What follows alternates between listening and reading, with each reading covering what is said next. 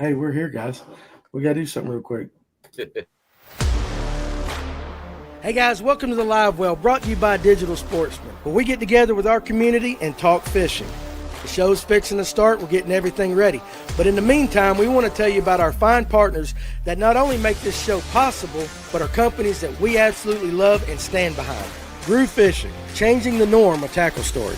Sonar Pros, specializing in high-end installations across all electronic brands. Go where the pros go. Lipsticker Fishing, specializing in putting clients on giant Lake Lanier bass. Bill Payne's Guide Service, fish with a legend on Lake Allatoona, seasonal smallmouth trips, or even get your sonar dialed in. Brooks Anderson Fishing, guide trips and educating today's anglers on Lake Lanier. Big League Charters, fish with a pro on Tellico, Fort Loudon, Watts Bar, and Chickamauga. Money Saver Lure Retrieval, designed to break your lure free from almost any snag. Fishers of Hope, benefit fishing tournaments to help people in need. Serve IT, industry-leading IT services for your business. Change the way you manage IT. Turner Tire, Jasper, Georgia's most trusted family-owned tire center. Atlanta Safe House, the trusted source for safes and gun safes in Tennessee, Georgia, Kentucky, and Alabama. And of course, Digital Sportsman, a new way to discover and book unforgettable outdoor experiences with local trusted guides. Go to fngo.com to get direct links to all our fine partners.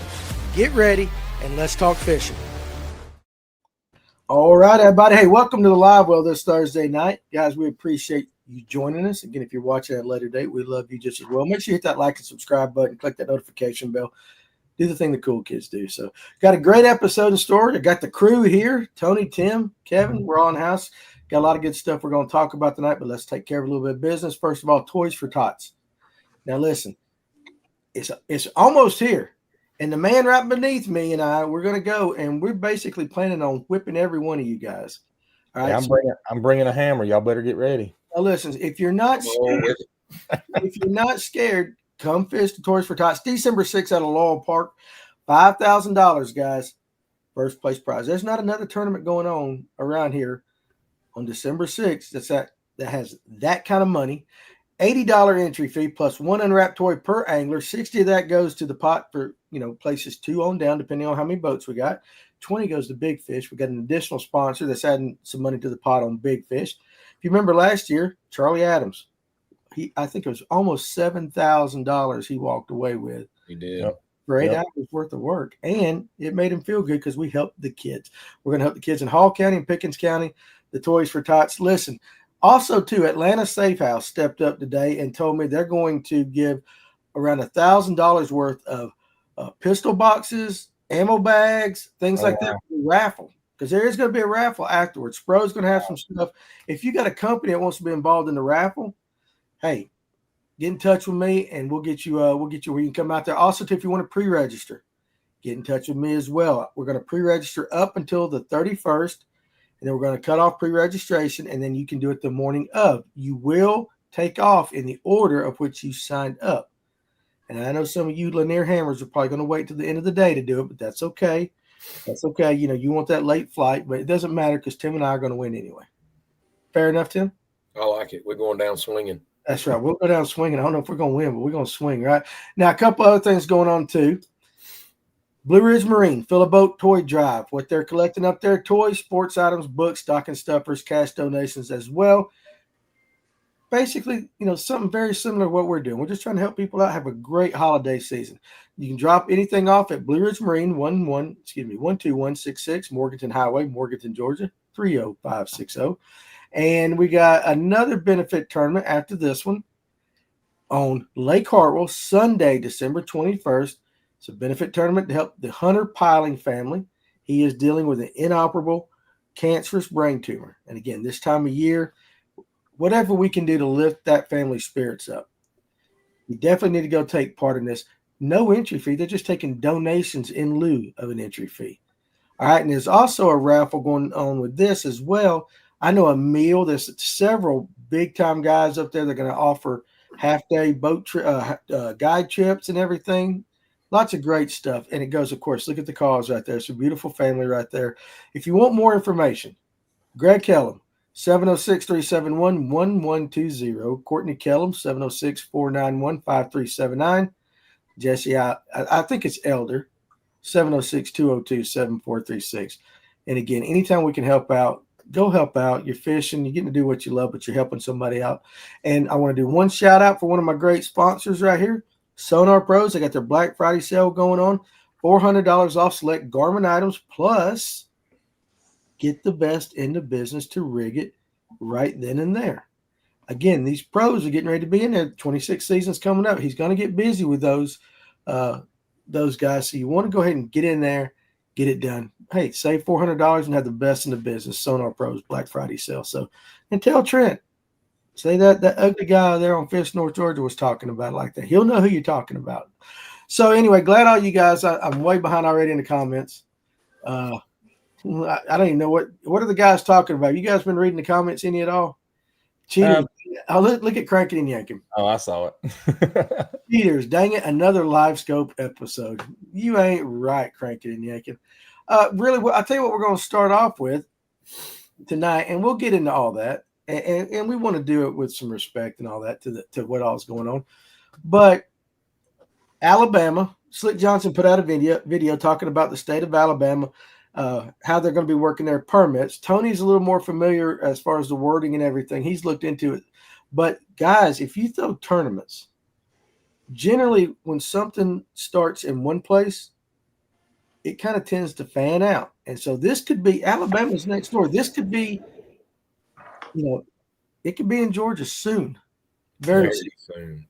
So Tony, what all's going on in Alabama? So up until, even up until the wreck at Smith Lake, there has been a permit process in Alabama that you had to get with the Marine Patrol, not the, natural resources. They've got their own Marine Patrol, the state troopers that patrol the waters out there. And you're supposed to pull a permit for any tournament, whether it be a Wildcat tournament or a 1,000-boat tournament, whatever. But they haven't really been keeping up with that. They don't enforce it, or they hadn't been enforcing it.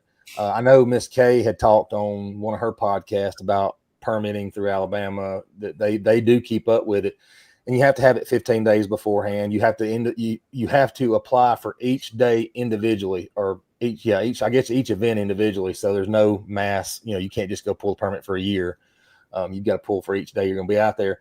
So apparently after the Smith Lake deal, they're saying they're going to enforce it more now, which means you got to have a permit to fish any tournament, whether it's a Tuesday nighter, our Wedowee Marine South Trails, Sunday mornings, twice a month, so on and so forth. And Slick made the comment that it's going to hold the director liable, or whoever pulls the permit liable. I went and looked up their form, and I don't know if it's being reworked or whatever. All it says on there right now is that they're going to just try to do your best to keep everybody safe. But we know once this litigation and stuff's over, it's going to be more involved than that. And like you said, it's probably going to, because it was a Georgia boater, we're probably going to end up something, or I say, and that's all speculation, but it could very well come over here as well. Yeah. The thing, he also said too, a lot of guys will throw a Tuesday nighter during the summertime. They'll go every week. And even if it's only like 8 or 9, it's a little friend group. Yep. They're going to require you to pull a permit for every single Tuesday nighter that you want to do. And even if it's, 12 weeks in a row, that's 12 permits. And like I said, 15 days before or something like that. What's up, traveling fisherman? Yeah, at a minimum. Yeah, at a minimum. So, it's and I don't have it in front of me, but if you remember when they did the grand jury, when they indicted him, they also had some recommendations. Yep. And one of the recommendations was to hold. It didn't necessarily say hold them accountable, but it said something like, and I'm paraphrasing, that the directors of the tournament had to make sure that. Kevin, was that you? No, I think it was Tim. Was it Tim? I think it was Kevin. My phone's dead. I can't even monitor the comments. Tony? It wasn't me. We can't bring those people. I put it on silent. Sure you did. Your camera's nodding up and down like he's got this AI. He's got the AI tracking thing going on. But I'm laughing, Kevin. We can't take him nowhere. But it's they said in that grand jury indictment something to that effect, that people throwing the tournaments had to be responsible for explaining the safety, ensuring the safety, things like that. Let's pull up a couple comments. Stephen Sturgeon 9310. Did you change your name? Did you change your YouTube? Apparently, it's coming up as the ats for some reason. It's not actually showing their screen name. It's pulling up their at. Oh, it is. Is it not? Yeah, they were talking about that in the comments earlier too. Okay. I don't know what's going on. Yeah, not only permits for tournaments, but a boater safety certification for any motorized craft and everything. Mm-hmm. So, yeah, Alabama already has boater safety or boater operator certificate requirements for their residents. And now they just this last year passed, if you're out of state resident, you have to have one from your state or from the state of Alabama in order to operate on those waterways, which again passed, it went into effect this year. I think it was this year. So that's already a requirement. The problem is it's an online course. Anybody can take it, or anybody that knows somebody can take it for them.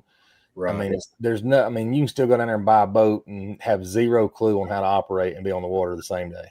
Yeah, 100%. I get that. It'll come back and bite you should you get involved in something. Right. Yeah, so maybe you should have paid attention to the course you took. So. Yeah. Danny, he's talking about the new changes in Alabama, but if you look at golf outings or PGA tournaments, the owner of the course, the PGA themselves, and the golfer, should he hit somebody with a golf ball and kill him, strike him in the head or something, they all can be held liable. Mm-hmm. And the same with NASCAR races. Right. So other than a permit being pulled, any sporting event or anything like that, anybody can be held liable. Yeah, I get that. That makes sense. I'm just wondering how it's going to affect, say, us.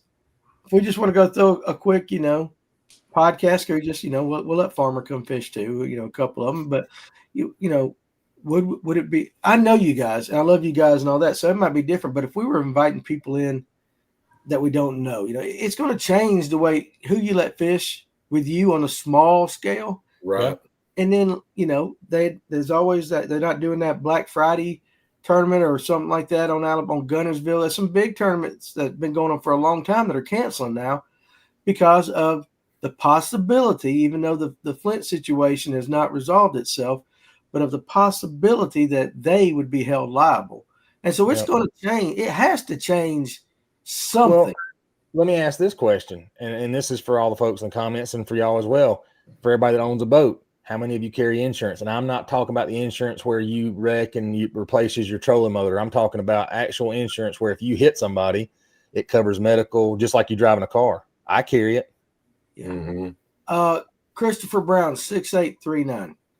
How does baseball get away with it? I think, and I'm not 100% right, but I think if you look on the back of your ticket, there is in fine print something that basically is you agree to hold harmless, Major League Baseball, something. There is some fine print in there. And Steven says, isn't that what waivers are for? The problem with waivers, and of course, we're having you guys sign a waiver for the Toys for Tots, but you get the right lawyer involved.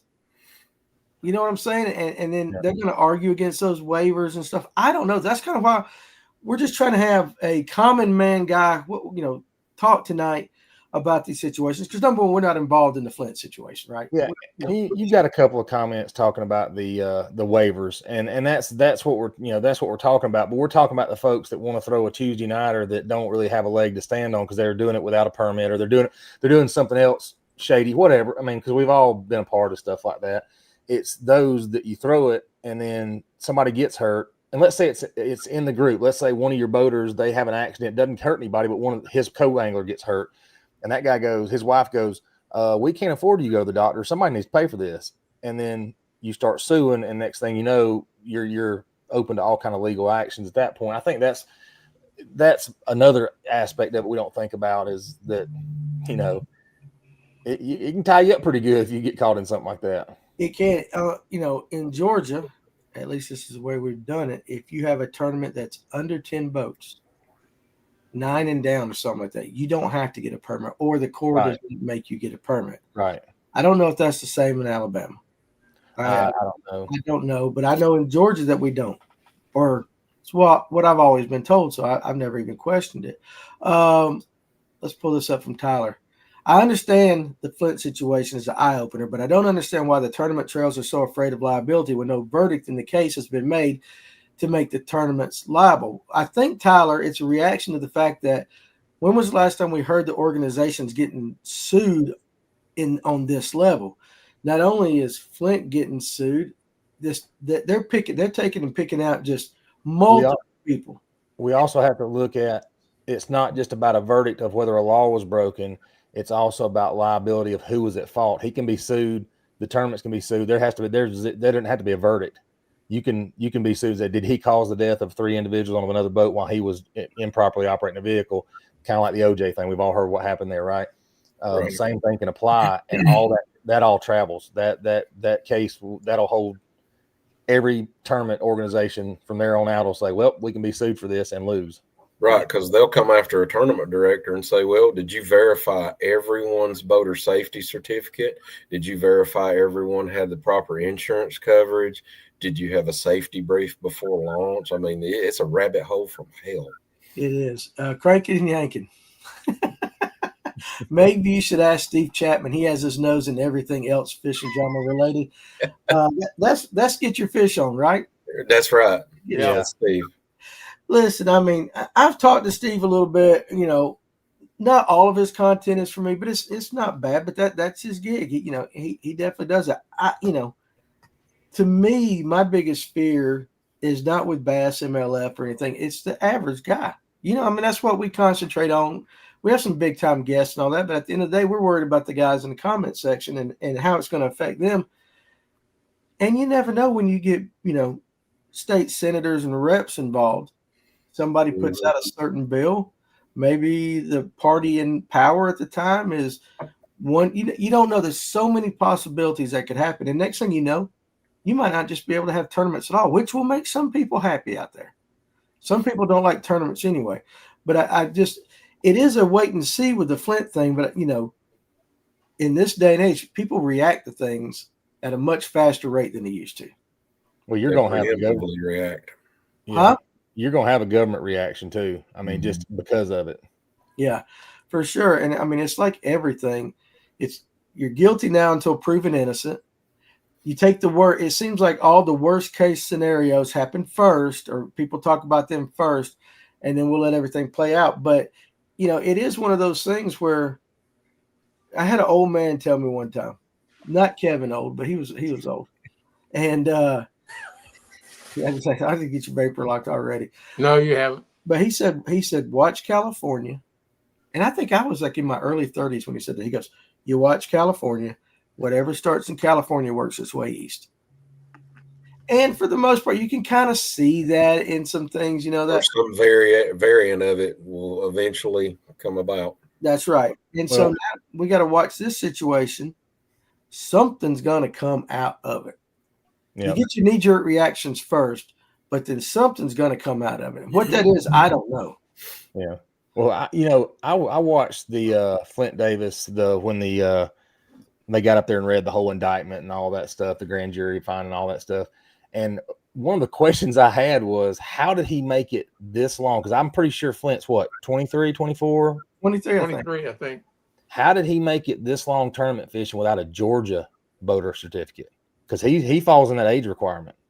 Because what was it, 96 and after? Yeah, I'm not something like that. Yeah, no tournament ever checked him at all since he's been fishing. That's for these liabilities. Before long, you won't be able to register at the ramp. It'll all be pre-register on a computer, and everybody will have their own little file with all everything required in there for a director to pull should they be questioned about it. Right. Yeah. Cranky and Yankin's got a good one. Don't you think someone should be held responsible? 3 people lost their life. Absolutely. 100%. No, 100% Cranky and Yankin. That's what we're kind of discussing is the aftermath down the road of it. What's going to be the fallout from it? What is the fallout? And it's a terrible situation. And yes, Tony, you and Tim, both law enforcement, yeah, somebody's getting held responsible for it. Oh yeah. At the end of the day, we're just concerned with down the road. In like in my current, what I do for a living, if something happens and somebody sues because of, let's say, a fire or something like that, they list everybody down to the brick mason because somebody's insurance company is going to pay.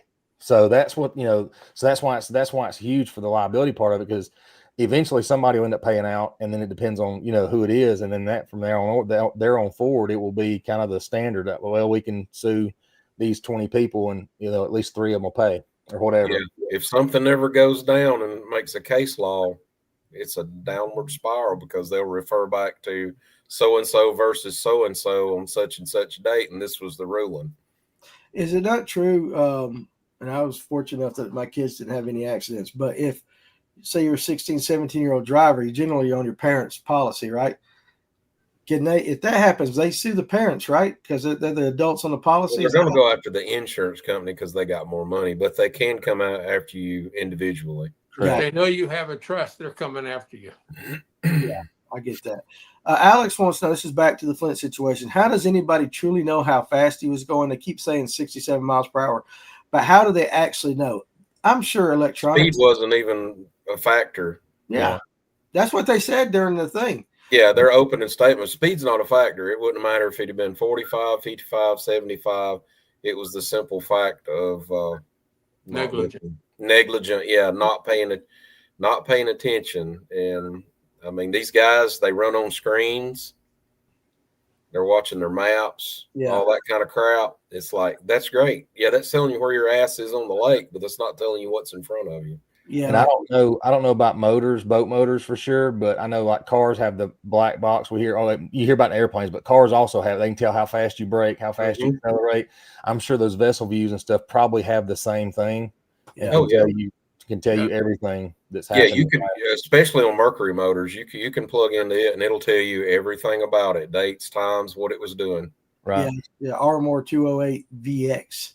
His graph shows his top speed, and it does. And I think they'll look at all. They know how to pull it, just like you're saying. Black box, the info's there. They actually could probably pull it from a phone. So, a lot of us got the Life 360, whatever, and it's on and it's tracking your movements. I'm not saying he did, but there are ways. But whether it's 65, 45, or 95, again, you're right on that. I wonder if let's see. Let me see what Fish Zio says. Also, too, Father Time, did you see his comments early up in the thing at the very beginning? Let me go. I'm just going to read. I'm going to read his answers. Yeah, he goes, let's go ahead and do that. He goes, let's go ahead and do this, and he just put out all these crazy ass 19. He goes, yeah, he got them all right. Did he? 1984 Classic, Greg South. I thought that was funny as all get go. I was afraid to try and touch this damn screen because you know what happens when I do. Yeah, don't do that. Yeah, I didn't. How about this? Let's pull this one up. My lawyer told me they only add laws, they never take them away. Correct. Same case law from the 1800s. In a lot of instances, they do. Especially in Georgia. Yeah, Georgia's got some old ones. If you're looking at your graph, you need to look at what's in front of you and don't look at your graph for long. Unfortunately, yeah, that's what you should do. I think we all agree with that.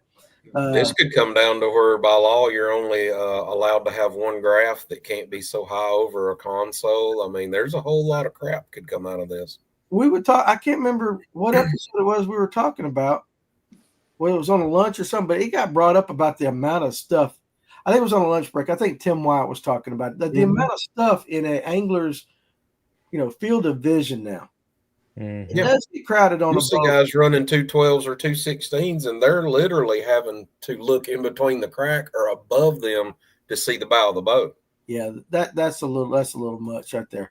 Cranking and yanking. He's throwing out some good comments tonight. Yep. There was always fallout from any accident, especially where a life was lost. If there's an accident at your workplace, OSHA gets involved and companies are required to make safety-related changes. He does. It's nothing new. That's what he said, nothing new. And I agree. What we're just trying to figure out is where does it kind of end? You know what I'm saying? I get that. But if they make the changes and all that, generally OSHA makes those safety. Is it industry wide or is it within that company? Probably industry wide. If it's Okay. OSHA. Okay. So then if that's the same case and we're running on the same thing, then eventually what's happening there is going Yeah, to. they would broadcast it and companies would have X amount of time to comply. Yeah. But OSHA being a federal agency, Correct. and we're just talking about what the state of Alabama is doing. But, what do you guys think in the comment section? Do you think that is a good thing or not? Holding a tournament director, regardless of size, or the permit holder, right? The person who pulls the permit. Yep. What do you guys in the comment section think about holding him liable for those underneath his permit in a tournament. I just think if that's the case, you're going to see a lot of these tournaments go away. Yep. Or they're going to have to hire an attorney to write up a waiver that actually stand up in court, not something Joe Bob printed on his computer the night before. That's like I said, there'll be no more registering at the ramp. It'll be like you got to go on the computer. So we've got it all on file. Everybody emails all their paperwork, credentials, license, fishing license, boater safety, and yeah, I'm reading the comments. Just some good comments out there. Darren Moss says no, the permit holder should not be held liable. Tyler says he should not be held liable. Coleman Jones Fishing, I don't think they should be held liable. No business owner would be safe at that point. What's up, Far Dog? It would be dangerous precedent. Let's see. It is bull shot. Yeah. You should not be responsible for another boat captain. correct.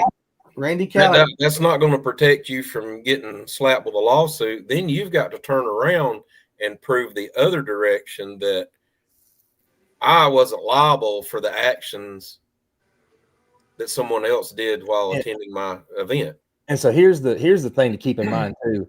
Let's say all this washes out and the lawsuits happen and the tournament directors are, you know what, he was not liable in this situation.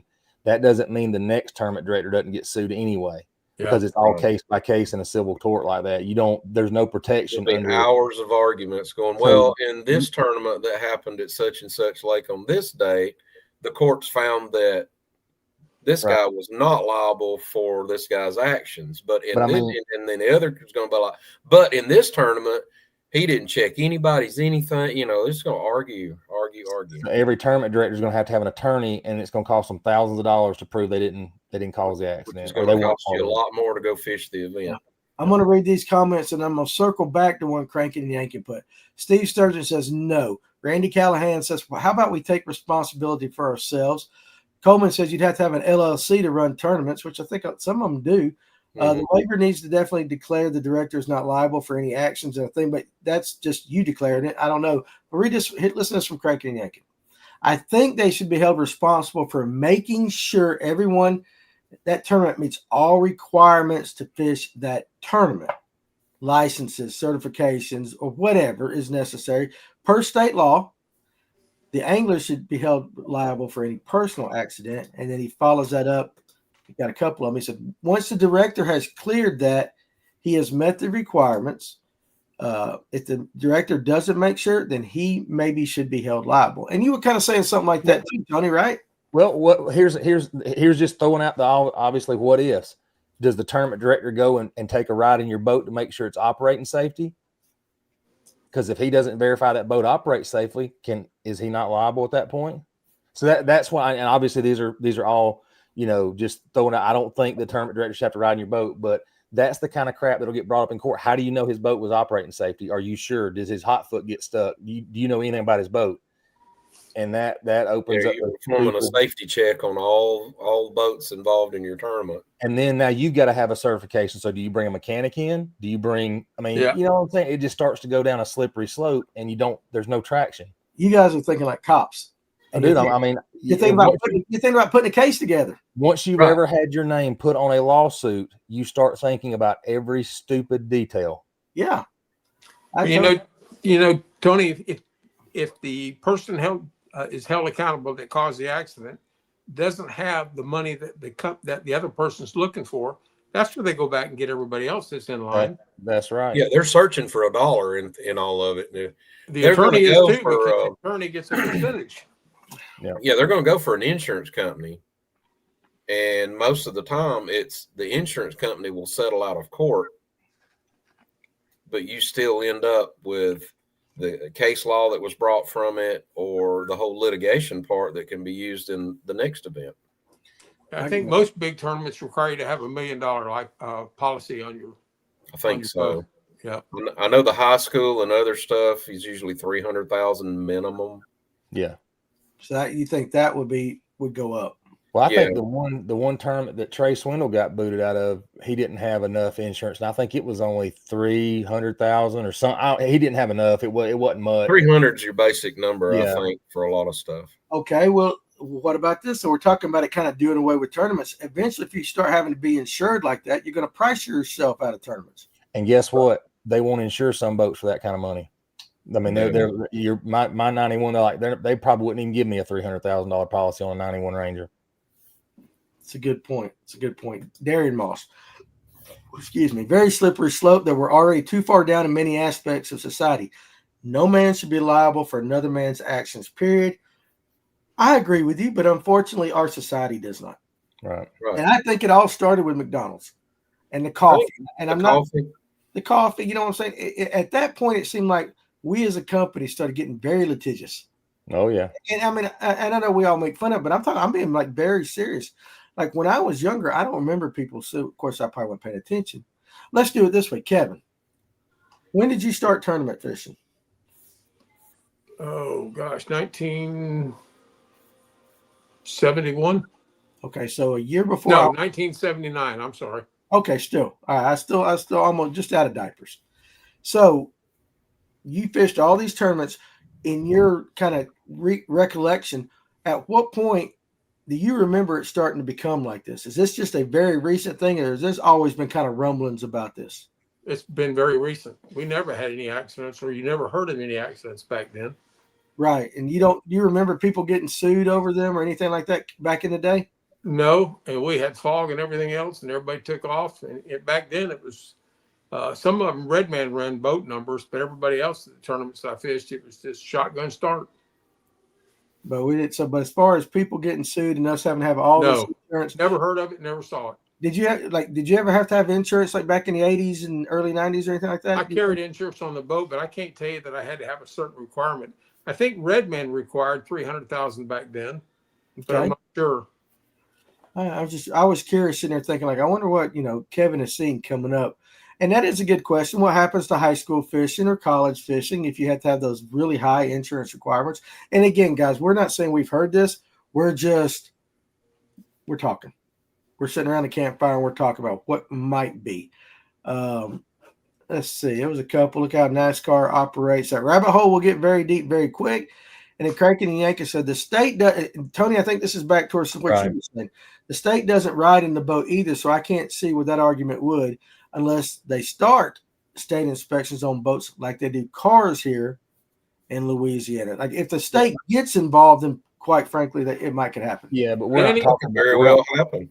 Danny, you spoke of high school tournaments. What if a guy is a coach for two guys using his boat, but he's not the father of any one of the two boys, and he hits something underwater, and that boat motor comes up, or it causes somebody to get hurt seriously? Oh yeah, listen, yeah, no, I get it. I know of three guys, and I will not name their names. Two of which have fished professionally, one of which is just a damn hammer of an angler. All three of them, I've asked the question, how come you don't get involved with the high school? And you know what? All three of them say the same thing. I would love to, but it's not worth the liability risk. And they've all said, and this is before all of this situation happened. Not worth the risk to them. And that's just kind of, probably 4 or 5 years ago, we've had that conversation with us when high school fishing was starting to kick up. And because I'm like, you guys would be amazing with some high school kids. They're like, love to, not going to do it. Not put them in my boat, not doing anything. I'm not taking responsibility for the high school. You're responsible for some mother's child out there. And if you damage them, they're not going to be happy about it. Absolutely. Would it be any different taking a veteran fishing, Tony? Unfortunately, no. I mean, you take that risk. Anytime you put somebody else on your boat, you take that risk. That's right. I mean, All right, listen. All right. Per said that McDonald's coffee was molten lava. It burned the hell out of that old lady.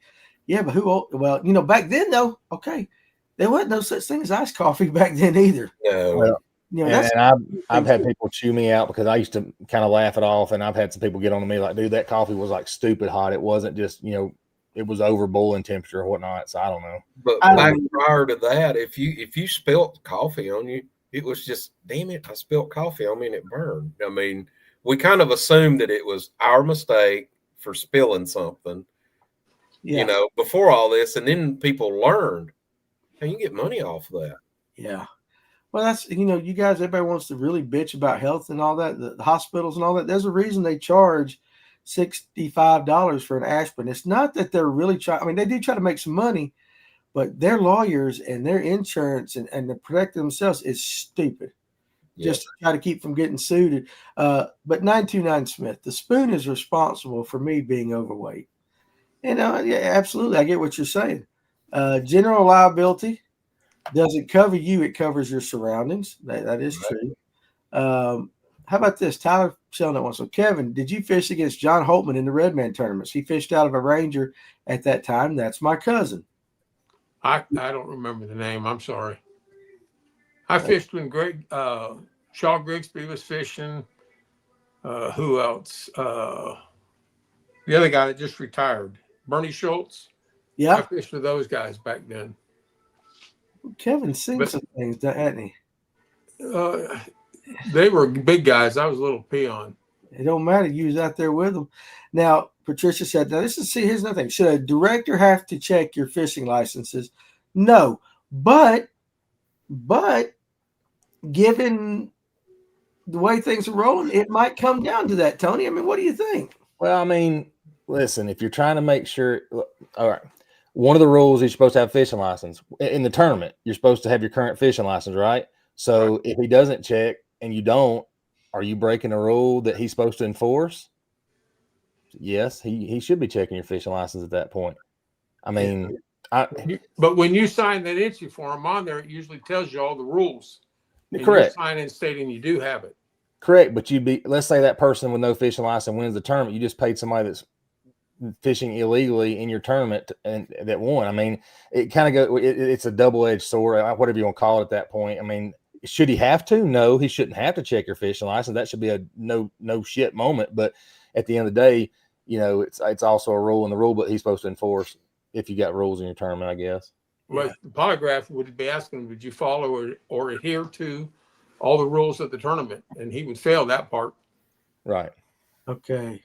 Well, Miss Abby's here tonight. If there's a minor in the boat, the adult takes responsibility of those minors in the eyes of the law. And again, that's why those guys said no. Yeah. Not doing it. Now, Cranky and Yankee says best Seinfeld episode ever. Now, listen, now I know he likes Seinfeld. My wife loves Seinfeld. I think we've watched every episode 32 times. There's some good ones out there. Let's see. I'm going to read that comment come up, but I'm going to read one from Derek Spicer real quick. I have a couple of friend kids who love to come fish. Life jackets have to be worn the whole time and their parents present. You take the right precautions and do that. You got to protect yourself for sure. We had a tournament at Gunnersville, and we left out under heavy fog. The instructions was everyone safety moved to their spot. 15 seconds later, we heard them throttle down. The fog was only at the ramp. Well, Blue Ridge, Tony did we waited, and Tony said, idle only. And I believe everybody adhered to that. I didn't hear a big motor crank up. But even at idle only, Tony would tell you, me and him were kind of like, I had my head on a swivel. Oh, yeah. Like, be ready, Tony, to gun it if I I rolled right up on some guy in a cove when I made it across the lake. I was like, well, I looked at my map and I was like, we'll just go till we see land and we'll fish around in here till it kind of gets gone. There was already some local guy there fishing, and I didn't see him till I was like up on him. You just about had to be on the bank to see the land. Yeah. I mean, it was that bad. It was that bad. Now, okay, War Eagle the best. When Remington paid out $70 million because somebody used their gun in a mass shooting, I was done with that company. Again, too, I agree with you that I don't think they should have paid it out like that. But I think sometimes it's almost like taking a plea deal, you cops. You know what I'm saying? Sometimes it's better to say, all right, I'm going to go ahead and plead guilty to this because I'll get 6 months. And maybe with time served, it goes down to 3. Or I can take it to trial, have a really hard-ass judge, and he throws me in, 2 years. There's always that possibility. They're going to pay out. They're going to do what's cheaper, and it was cheaper for Remington to pay. It's cheaper for, I probably shouldn't say this, but most of the time when you sue counties or government or something like that, they have money set aside to shoo you away. Yeah. Look at it this way. Do something. Research, look online for a court case, a lawsuit case involving the railroad and tell me what you find, because they always pay. They never go to court. They always cheaper to pay, because if you go to court and get found at fault, then they're paying for every time somebody's has done it. It's just, yes, cheaper to pay. Well, not only that, the litigation can drag on for years, and the attorney's fees could be more than what the initial payoff fee would have been. Right. WB Harrington, I didn't see your second comment. How do you handle that? He was talking about the tournament on Gunnersville that they left out under heavy fog. The instructions was everyone safety moved to their spot, idle, I'm sure. 15 seconds later, we hear them throttle down. The fog was only at the ramp. I don't know how you would handle it, but if you're in a deep, dense fog, I don't know how you would tell who was blasting off. I mean, who throttled down? I don't really know. But I would say if the instructions were to do that, I believe Tony would have DQ'd some of us if we'd have. I think Tony would have DQ'd us up there. And he would have. Blue Ridge. Oh, yeah. And we took off like that. And you know what? He should have. Yep. He should have it if we'd done that. They apparently didn't check Ben Milligan. Yeah, I know for sure. Greg MX19, sounds like we all just need to buy a personal liability policy for $1 million. Yeah, or you know what? And I don't know how. Here, I wonder this. Many anglers form an LLC. Danny Pruitt Fishing, or corporate, however they do. You can do a little S corp like that. If you incorporate yourself, it protects you from your personal. That's what a corporation does. It protects your personal property from being taken. Right. Correct. I don't know if Flint had that or something, but then what happens if you cause a wreck like that? They have to sue the corporation, right? They can't sue you personally if you're fishing under. Yeah, I don't know how that works. I mean, I know how some of it works, but I don't know how deep they could dig into it and bring you could also buy an umbrella policy too. I guess, I don't know, like the smarter guys than us, figure all this stuff out, but I also think that they're the ones that make it a little, sometimes they convolute the water a little bit. Yeah, just a little bit. Just a little bit. He was also charged with a crime. So that's true. It crossed over. His corporation might get sued or his LLC, but as far as the negligent act, that goes personal. Yeah. I love our viewers, guys. And listen, I love our viewers. Damn you, Randy Callahan. Does Danny have to check everybody for COVID? If you guys line up and give me some rubber gloves, I can. I don't want to. You say something one time and you never do it, right? It's like it lives in infamy. And I love it. It doesn't matter. Let's see. If he does, Randy, you might want to be first because he doesn't change gloves. Yeah, you better be first. Yeah, get up toward the front of the line. How about this?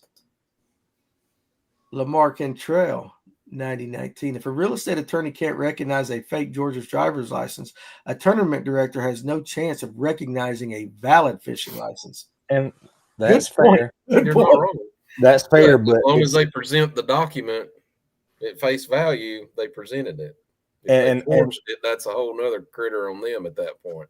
I mean, he's not wrong, but it's kind of like, in the business I'm in, as long as I can produce documents that I showed that I talked to everybody about safety, I mean, it's not, as long as you can say, yeah, I checked them all. They all appear to be legal. At that point, he's done his due diligence. I mean, there's nothing else that he can fall on his head. That's what we're talking about, is how far does that due diligence have to go at this point to make it where we can still have tournaments without being worried about being sued to pieces. Yeah. And listen to this right here, Far Dog. There was a huge high school tournament show recently at Sam Rayburn. 490 high school teams on the water is BS. Not just boat That's wreck. a lot. Yeah, but what if a kid hooks another, blinds another kid? That's a lot. And again, same thing. And we saw what Clint did to his fishing partner the other day. We about took his head off. He buried that joker.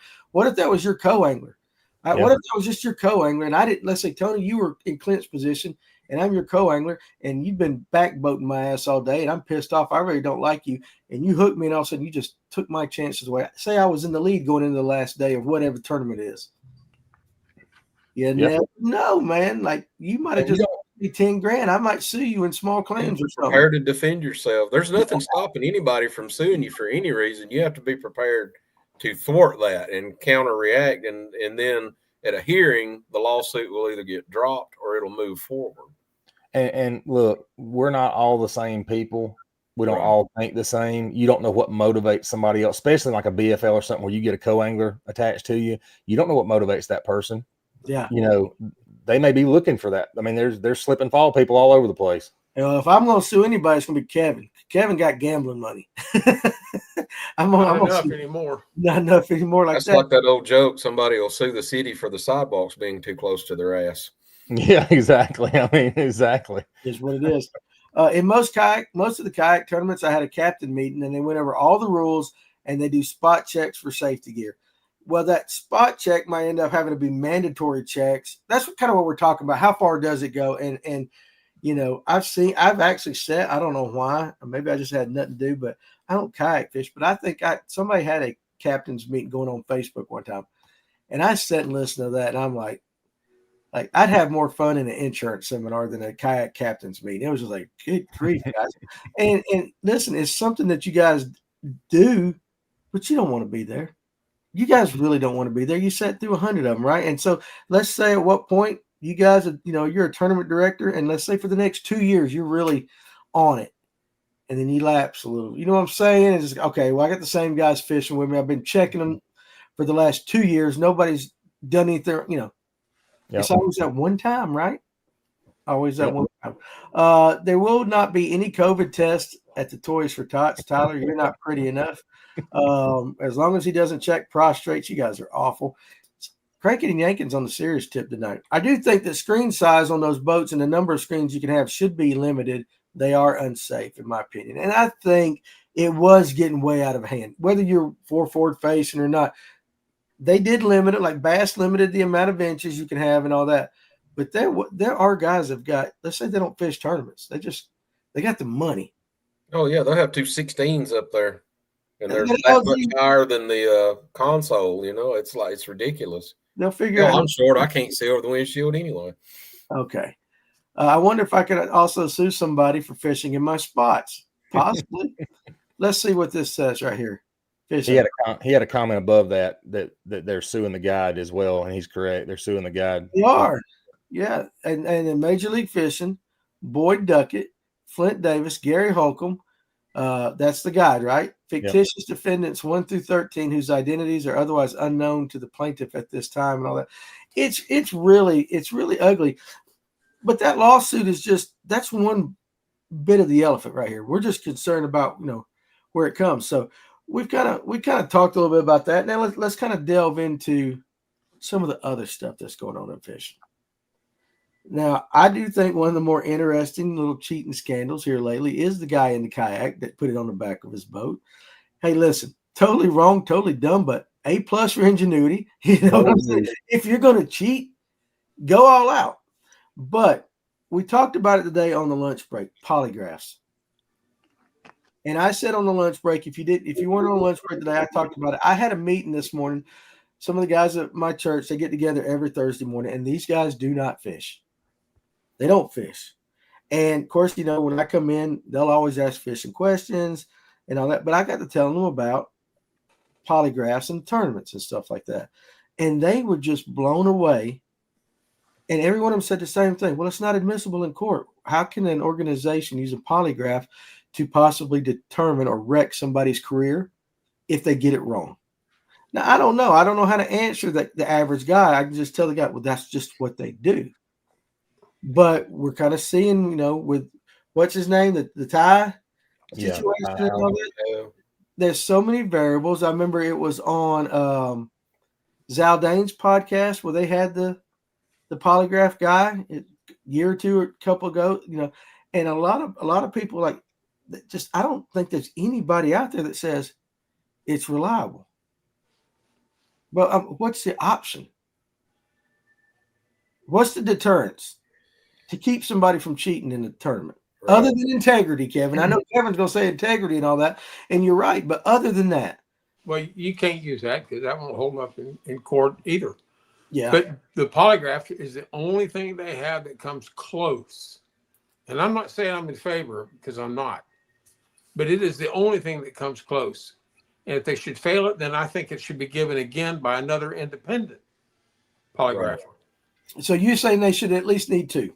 Yes. I think it's used more for an intimidation factor. It's like, we're going to threaten you with a hickory switch if you get caught cheating, so people will police themselves because they don't even want to be subjected to it, even though I guess they get random ones. But well, also too, and we were kind of talking about this before the show because we do that, guys. We do that.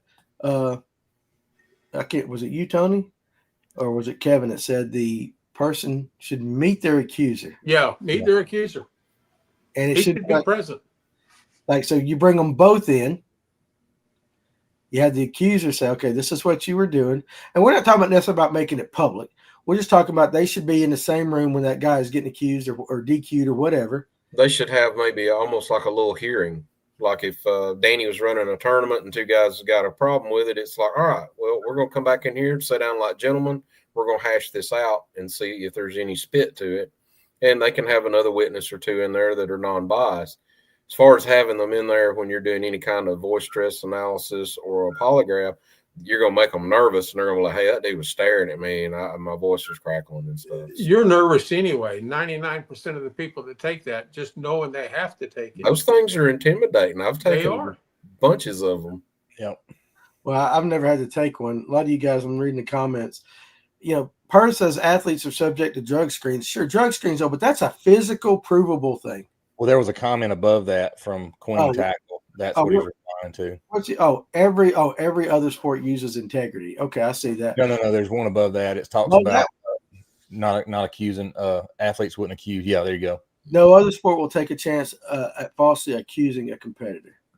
You might be right. I just think that given the public opinion of how unreliable the lie detector is, you've seen on baseball, because you follow it, where they accuse the pitcher of using some kind of substance, and half the time they are and half the time they're not. So that's not true. They do accuse other people based on what they think. They do. They'll check George Brett. Remember Billy Martin come out with his bat? But see, here's the thing, though, and I see baseball a little different because I think it's a gentleman's sport. But I also think you try to cheat a little bit on that. Like, Gaylord Perry was throwing the spitball, little things like that. Yeah, I don't know. I'm good. But if they got caught, they got kicked out of the game back then, right? I mean, the old saying in any sport or whatever is if you ain't cheating, you ain't trying. There's always been that level of walking that line or trying to get as close to it without getting over or whatever. Playing the gray. Now it's gotten to we had talked about in our little group chat you could almost use the polygraph in bass fishing as a way to eliminate your competitors. Yes. You could falsely accuse, because are you being held to that same standard as a false accuser? Or are you being brought in and going, we're going to give you a polygraph to make sure you're giving us valid information? I guess that's where the face your accuser. That would be a good rule of thumb. If somebody files an official accusation, they're subjected to a polygraph. If they pass it, then you go forth and investigate the accusation. Well, but let me ask you this. Okay, let's just take that scenario, Tony. Yeah. Let's say I accuse Tim of something. I don't hardly ever hear the accuser's name in any of these stories. Mm-mm. But Tim's name's already out there. Yep. Tim's name's going to suffer regardless, whether he got accused of something. Now, if he passes it, but at least for the short term, 99% of the people on social media is going to go, Tim's a cheater, blah, blah, blah, blah, blah. His reputation, they'll take it and run with it. He'll take some stain. Would that stop if you put the accuser's name out there a little bit as well? Because it seems to me like I don't know how they report it. I just know I never hear about it. I don't know how they report it. Sometimes you hear about somebody, what do they call it, challenging or whatever. They're saying, hey, they cheated, but then or they did something wrong. And most times you don't hear about who it is that's calling them out there. Like, I don't know that, I don't hearing Ty Al on the Luke Duncan podcast, I don't know how because he got brought into a polygraph and was asked a very specific question. According to him, he was asked a very specific question, which somebody had to tell him that conversation happened. And according to him, that conversation happened at a boat dealership an hour away. So, you know what I'm saying? So how did that, I don't know. I don't know how that happened. Yeah, listen, I could right now sabotage somebody if that's what I wanted to do You can put just think about it the other night. Clint's like Danny Gun. When I said Gunner, so Danny.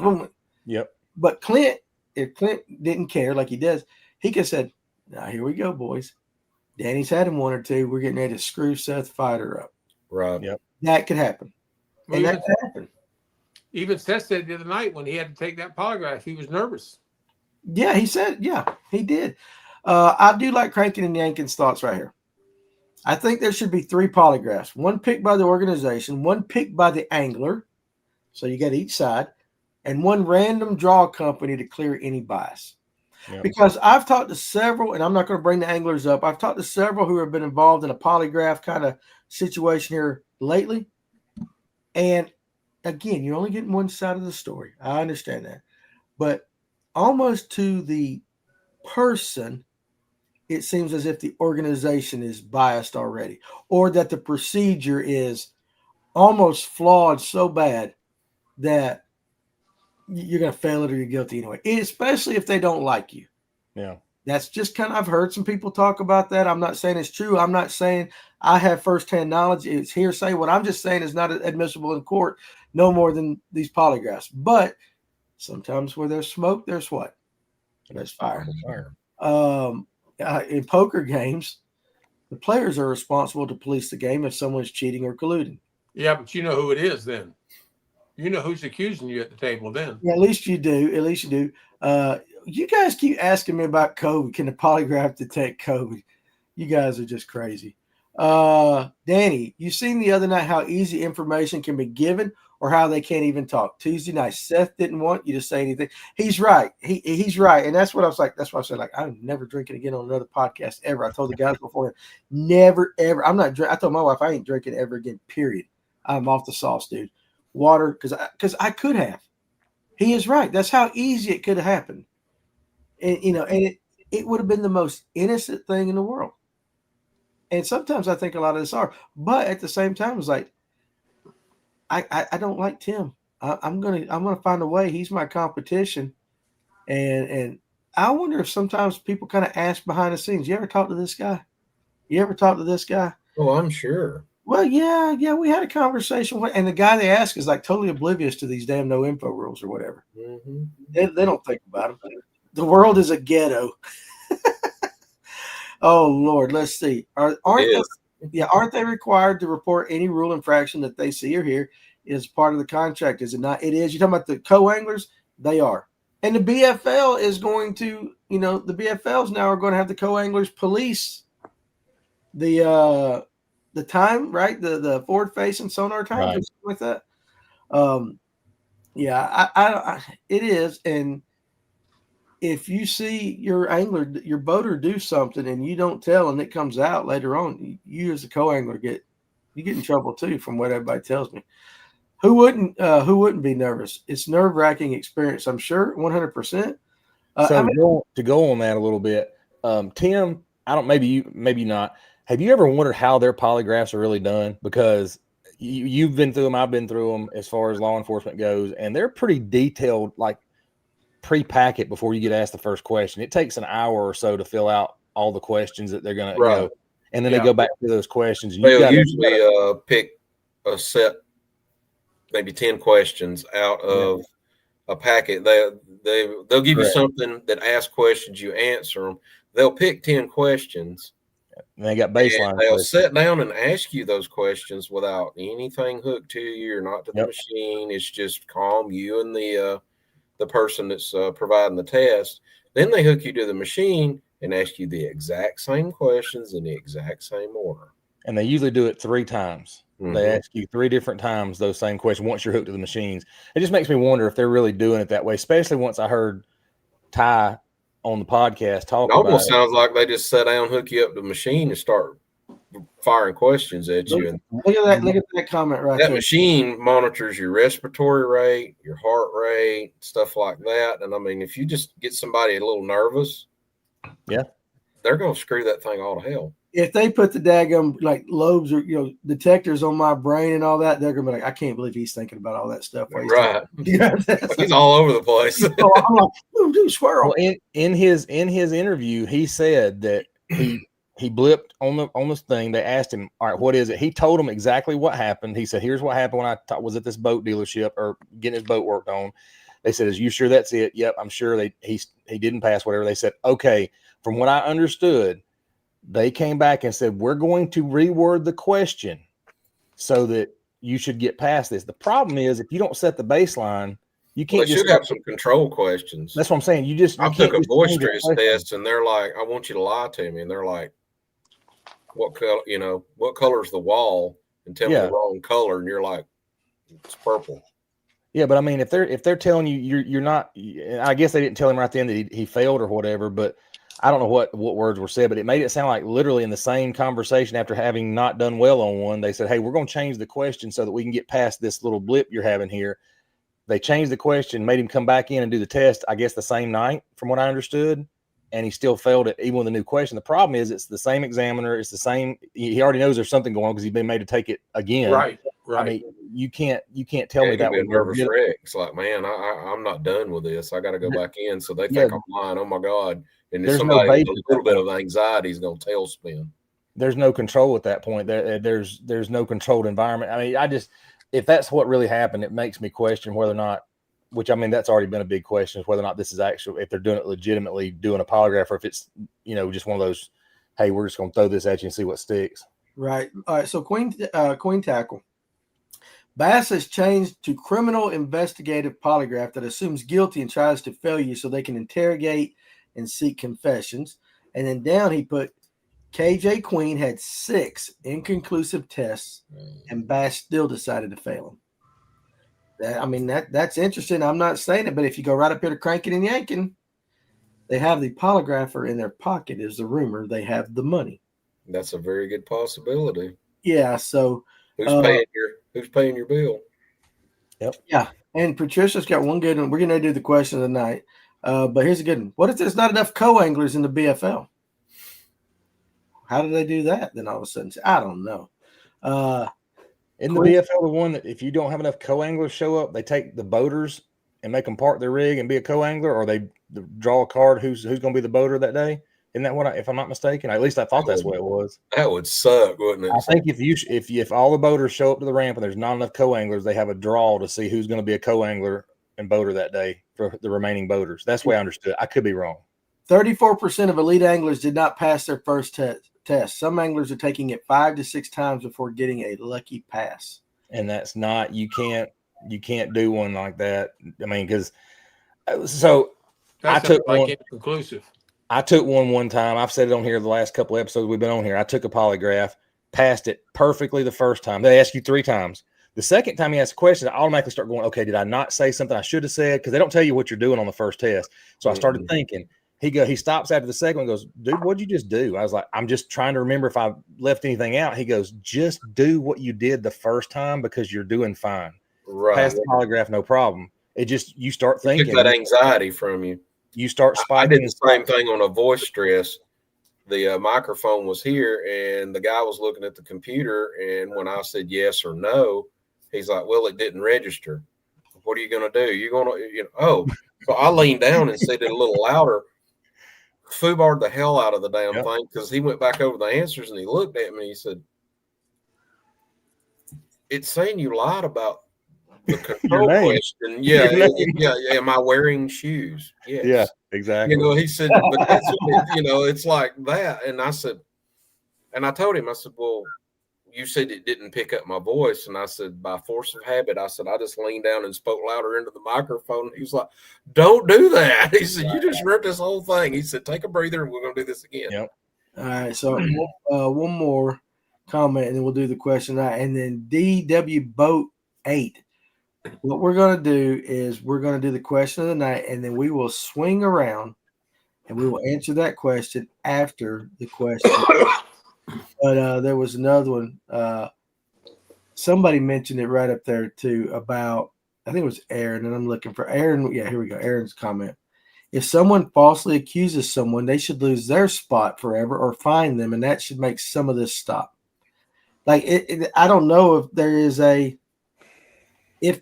a penalty. If I accuse Tony and Tony passes and they say, okay, no, he's good. what is there to? Because basically, I'm wrong, right? Make it public.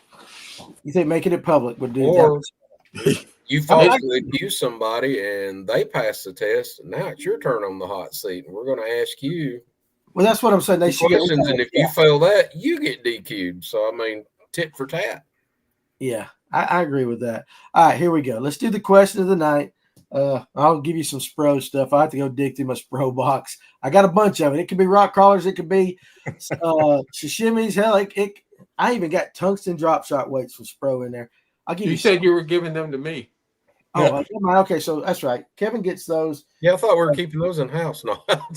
I'll share them with you guys. Okay. I want to show y'all something. Ooh. I want to show you something. I only got one of them. Oh, thanks. Thanks for looking after your Is it my little guy? It's only because they're not available yet, and I got to make some content. Oh, snap. Oh, you got it. Oh, you got it. Oh, you got it? Dang. Got to know somebody, baby. You got to know somebody. I got to make some content on it. I can't release it, but boys. That's tonight's case. No, it's not. You're not getting it. I can't give this away, but I do have it in my hand, and I think Clint's got one too. We got to make some stuff. Anyway, let's go ahead. I'll give you some Spro stuff. I'll figure it out. And you'll probably get it in 3 months because I suck at mailing this stuff out anyway. So go ahead, Kevin. All right. The question for tonight is, you heard Tony mention this quite a few times on previous podcasts. What year, make, and model boat does Tony have? I'll read it again. You heard Tony mention this quite a few times on previous podcasts. What year, make, and model boat does Tony have? There's 3 answers, but they're all in conjunction. So you guys, listen, there's no math in this tonight. I need the year, the model, and the make. And Tony cannot win this prize because he's affiliated with Fish North Georgia or, what is that? You know that lawyer speak that they do right there? Oh, here we go with one answer. I think, That's wrong. You guys are getting close. There was a time when we first started this that there was a guy we called Buddha named Nathan Dung. This was before AI, Chat GPT, all that stuff. His ass kicked everybody's ass. He was on it. Always. But you guys, Stick Steer 1962 Fisher King. Cranking and yanking's going deep. He is. Cranking and yanking, I want to get together and fish with you sometime, dude. I love your old ass. He's my age too, I think. He wears them white dad shoes, them grass cutting New Balances and all that. You can't if you can pull them off, you got to be a cool dude. But anyway, you guys keep doing that. If I do this, does that mess you guys up? Can you still see the comments? Me scrolling back up? No, I can see comments. Because I want to go back and find that question that we're going to answer while everybody else keeps putting 91 Ranger. DW boats right there. All right, so Tim, me and you're going to talk about this. Let Tony and them look for the right thing. Drama. Haven't been on Lanier in a while. I'm fishing Sunday. What would you fish with and why? So Tim, we're going to be fishing Lanier in a few weeks. If we had to go out there tomorrow, I know what I would throw. Kent Goins got it. Who does? Kent Goins. Oh, yeah, he did. Yep, Kent Goins. 91 Ranger, 361V. Yep. That's it. Congratulations, Kent. I'll send you something. Send me your address. That's probably the fastest answer to one of Kevin's questions in quite a while. Yeah, and Tommy Shelnut, look, he was close because he said 375V. No, he's 14 too high. 375 is a dual console. Okay, so there you go. All right, so now all of you guys can participate in this. Appreciate you guys playing tonight. I'll send you something. All right, so what would you throw tomorrow on Lanier if you were going up? Well, hold us that. Coleman Jones says, hold up, I put that earlier. No, we've got a challenge here. We'll back up because he didn't. I'm looking. Did you put more than one answer? Unless he's lying and he's just doing that to make me look. Well, let's call him out. Hell, I don't want to give away like all my Spro stuff. I got to It's in his feed, but not all his comments. I don't think he put the V on there. Hang on, I'm not seeing. I don't see Coleman. He just commented on there. He said it evidently it didn't go through, or he didn't hit send. Oh, okay. Oh, shoot, it didn't go through. So okay. I thought his leg was hurt, not his hand. Ooh, There you go. Dang. Okay. I love you, Hey, Colton. look, cranking and yanking and cannot give him a lie detector. Get a polygraph. You guys are awful. But hey, listen, that's the way it rolls these days. We'll figure it out. That's what you know what? That's what we need to do. If you win the question of the night, you're subject to a polygraph at any given time. We probably could buy one of those off Amazon, right? Can we buy a lie detector thing, like a starter lie detector kit off Amazon? I don't want to be responsible. All they gotta do is ask our wives. Well, I was getting Somebody remind me. I'll ask if I can borrow one. Listen, if you ask my wife, I lie every word comes out of See my if you can mouth. get one. We can do Danny one night on. We wouldn't know how in the heck to make it work. We'd be like, I think you hooked this here, this pokes in here. I don't know. We'll figure it out. Yeah. All right. What would you throw tomorrow, Tim, on Lake Lanier? A minnow of some sort. So you're going scoping. Okay, fair enough. Tony? Shaky head. Okay, fair enough. Brush piles. Brush piles, Father Time? I'm going up the hooch and throwing a jig. Going to hooch. I would probably. None of those are bad plans. Just No. Right. You apply it. I'd probably still throw a rock crawler or a jerk bait. Yeah. But wouldn't take long for me to get to the Nico or something like that. Because that's confidence and all that. Yeah, my minnow fishing would probably be short-lived, and I'd be like, all right, we're breaking out some bike club on a shaky head and getting busy. They would. Aaron said they got them on Amazon for $230. Oh, geez. I think I'm gonna buy one, guys. Well, if all you guys in the comments will pass the hat, hey, and that's right. send it to us, we will do like monthly Lie detectors. polygraph. Yeah, We'll polygraph. polygraph everybody. You name it, we'll get them on the stove.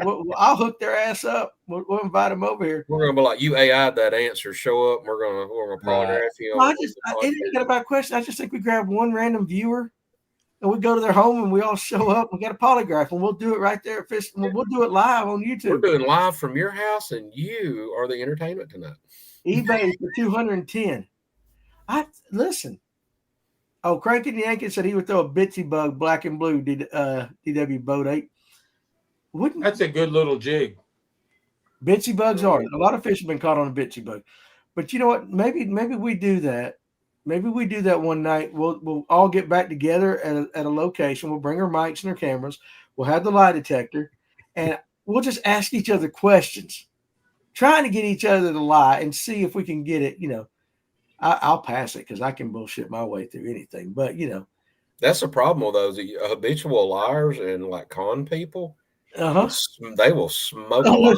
At least I'm a habitual liar and a con guy. But no, I think I could pass one. Let's see. What?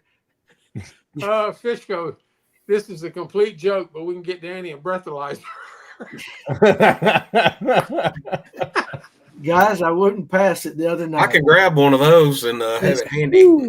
Now, listen, I am not, again, nope, I'm done. Told you. Now, I wouldn't have passed that the other night. Doc Holliday wants to know, Kevin, how far up the hooch would you go? Would you go above Lula Bridge or you just go up the hooch? Oh, I'd go above Lulu Bridge, yes.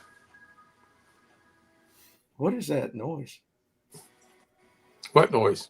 I hear music. I ain't even touched my phone or nothing. It might be in my living room. I don't know what. I don't have anything here. Okay, it's just me. Queen Tackle makes the best jig head for minnows on the market, Coleman Jones said. I like their jig head. I cannot argue. Send Danny some and we'll use them on the 6th. Okay, listen, let's go ahead and tell. What's our plans? I ain't got a plan yet. I thought you had one.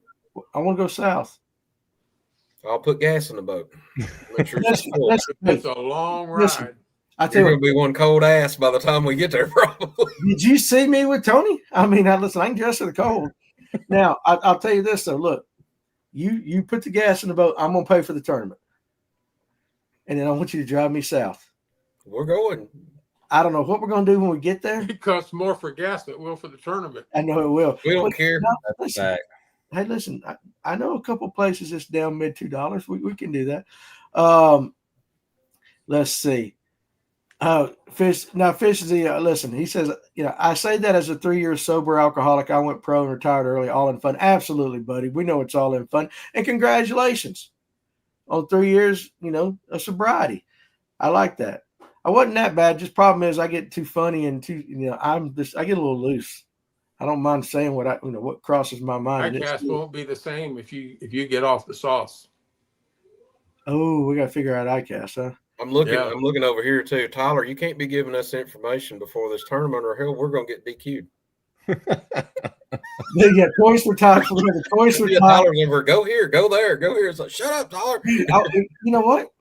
If I can get it in before then, it would be fun. Let's just pull 2 or 3 guys and just randomly polygraph their ass at the Toys for Tots, and just but we get to choose who we're going to poly.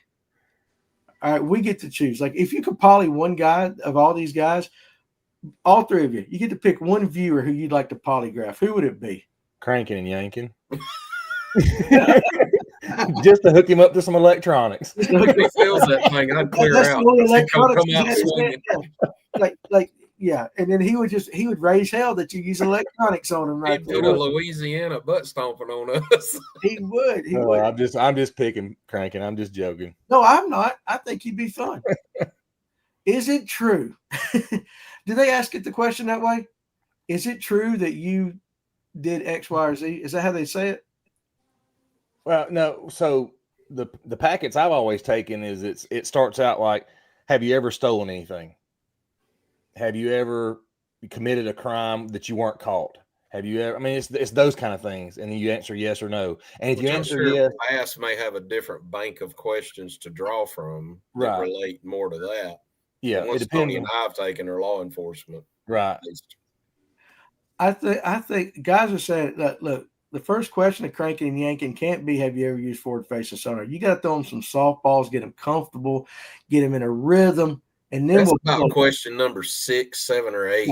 Then we'll pull out. Have you ever used a remote for your television? Yeah. And then you start from start from those I would say this. I wouldn't say, have you ever used live scope? I would say, what's the furthest out you've ever seen a fish? Trick them a little bit. You can't. 80, 90 feet. Yeah. Oh.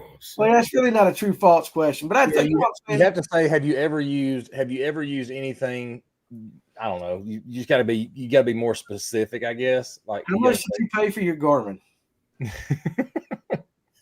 Craig, he's probably like, I ain't taking a lie detector test. I think it would be fun. Am I wearing pants? I'm not right now. How many of you guys actually have pants on? I got shorts on. I got nothing. I'm in my drawers and nice shirt and a hat. Listen, I'm just telling you, this leather chair is a little sticky right now. Oh, Lord. But they're colored drawers, so it's no foul. Let's see. How did that info work on Blue Ridge? What info, Dave? I don't remember the info that we got. No, actually, I did. I did get some info from a gentleman, and no, it didn't work. It didn't work at all. Well, we didn't even go to the spot we wanted to start on was the problem because it was way far up there. Idling would have been an hour and a half idle probably. And on that note, how many times has your buddies went, dude, you're going to this lake. If you'll go over here, and here, man, they're biting this shit. And you go and you're like, this fool done led me on a wild goose chase because there's nothing going on here. Yeah, absolutely. That's how fast things change. Dane Hunter. How the best Dane goes. Dane's at work right now. I don't know if he's listening, but I had a tournament on Allatoona.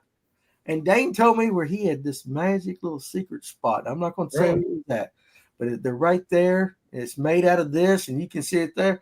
First of all, it took me 32 minutes to find it. And then once I found it, I wasted an hour on it, and I didn't get a single bite.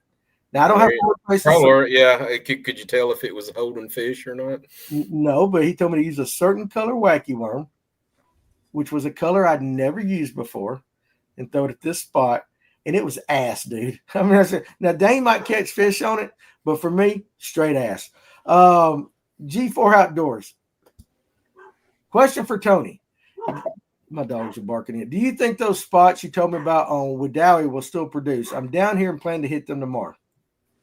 If you go first thing in the morning, if they're pulling water, look at the I'll have to pull up the app. There's an app they have if they're pulling water. Absolutely they will. And that's usually the first spots I hit in the mornings this time of year. Do they draw water at certain times on a schedule? Yeah, they've got the drawdown happening, but we hadn't had any rain, so I don't know how often they're pulling. Usually they pull the first hour daylight, and then they pull about noon-ish if they're going to pull twice. Yeah, because if you're on Allatoona and they start drawing from the dam, them little spots go ape. But yeah, I gave him some spots a few weeks back, and those are kind of my. Now the last time I was there, they didn't start really firing up till almost 10 o'clock. So, but I didn't go there till almost 10. So that's where I went. But yeah, Doug, those are good spots. Okay, so since it's not me going down a rabbit hole and it's a viewer, we're going to let this one come in. But I want Kevin, I want you to read this comment. Now listen right here. I know one question for the military contractors. They ask, have you ever participated in bestiality? Don't ask how I know. No, I haven't. I'm just saying, is that a legit question? Probably. And why would they ask something like that? You too, but Tony, y'all been. I know it's a contractor, but why would they ask that? I was a contractor, military contractor. Did you ever have a question like that? No, I already had a security clearance through the Marine Corps, so we didn't even have to do the polygraph stuff. So you do that really well, though. If he's ever around some donkeys and they run, there's your answer. Okay. Watch out. It's Uncle Tony. It's Uncle Tony. Watch out for anybody that's got Velcro gloves. I'm just going to say that. Okay. Hold on to sheet. Let's move along. Just a side note, YouTube is showing the handles instead of names in live chat as part of a permanent platform-wide effort to reduce spam and impersonation by making identifiers unique. Huh. There you go. So that's why it is. Because I'm like, I was wondering what in the world is going on. We got to learn everybody's name all over again. If you don't have if your handle's not the same as your name. Yeah, some of them, but like I always forget G4 Outdoors is Doug. Some of the viewers with their names they changed to on a couple of our episodes may be responsible for this. Yes. Yeah. 100%. Hey, Doug, his next thing down there says hopefully the fog will hold off. If you can make it to those spots in the fog is really good. But like I said, you got to do it safe. There you go. Tony, is Wadawi fishing good right now? I've been going to West Point since it's a lot closer to the house, but man, Wadawi was fishing great early this summer. So I looked at the Wadawi Marine South tournament results and then what I did this last weekend, and I'll be honest with you, it's a bunch of low. We had one guy, they had one guy weighing almost 20 pounds, and everybody else, including Welcher, was under 10. Except for second and third was above, they were 10 and above, but everybody else below that was all under 10 pounds. So it was have and have not tournament. Yeah, if you want to go catch fish, I mean they're biting, but it's apparently the locals aren't finding the big ones from what I'm seeing. So that's right. Patricia, I love spam too. It's really good. Well, it was what tournament was it? Well, Blue Ridge. Most of us were down some, and then you had a couple of teams that was way up there. Yeah. And they got on them. How about this? Darian wants to know what's everybody's go-to A-rig since they're on sale at Tackle Warehouse. I don't throw enough. I'll be honest. I throw a Georgia blade. I've got that money ball that we talked about on here from Gunnersville. They were talking about Shane's tackle, Shane's baits, whatever it's called. I got a couple of those, but I just saw one. If y'all haven't seen Fish the Moment's recent video, I think it came out today. Me and him were texting the other day, tried to get him on the show tonight. But he sent me some pictures, some absolute giants that he caught, and he had the video drop today, and he's throwing a ghost wire from I can't think of the name. Anyway, it's a pretty cool little rig, but they're sold out. $50, $60 dang A-rigs. Is that before you put the jigs on it? Oh, yeah, it's just A-rigs. Ooh. He's using that particular A-rig, and he's putting his hover rig one-aught hooks on there, 1/16 ounce, I think he is, and then the bait on there. So who knows? This you're probably $75-$80 into that thing. I don't know if Dave is watching, but Dave is real big on certain A-rigs. What do you throw, Tim? Or do you even throw that? I don't own one. Yeah, a lot of people don't. So I see Georgia Blade, Young Flash Mob, Hog Farmers are nice. What is that right there? What's it? Oh, I see that. It's the Raid Japan Ghost Wire Next Level is the one he's throwing on his recent video. All right. $60. Is it like a real wire or like a clear acrylic? It's a super thin wire, and the blades are some kind of acrylic or some kind of something else. Okay. And yes, it's crazy. Does and that's from Japan. I'm assuming so. I've never heard it's something. It just says Raid Japan, so I'm guessing this is on the Tackle Bros website, but I don't know. Like I said, it's all, and this is what he had linked in his video, so I just clicked on that. Okay. Berzalo has an A-rig out, Alex says. Jeff says, I use the original Andy Poss A-rig. Hard to beat a Umbrella Flash Mob Jr. Cranking and yanking. I don't use an A-rig. I used one once, but the fish I caught had 4 hooks in it, 2 in the belly, 1 in the mouth, and 1 in the head. That does happen. I mean, that does happen from time to time, but not on my A-rig because nobody hits anything on it. I just want to catch fish on one. I just want to get better at it. I throw it a few times and I put it back in the box. I get aggravated. All the A-rigs are about to sell out like an infomercial. Listen, we have that effect. Yeah. Okay. Dave said the Flash Mob. Yeah, we got a few of those. It's the Of most course, Dave catches 2 fish at a time on one of the things. So I mean, with a 1/16 head. Gotta have that 1/16 head. Listen, I mean, he was waxing their butt on it that day. And when we were doing it, I'm thinking A-rig deep, slow rolling kind of thing. He's burning that joker right atop that grass lake that we can't talk about. And it was impressive, dude. I mean, it was very impressive. I like the Strike King titanium wire A-rigs. Okay. Wow, that's wild. Thanks for the info. Crankbait and spinnerbait bite has been awesome for me on West Point. We'll stick to that for now.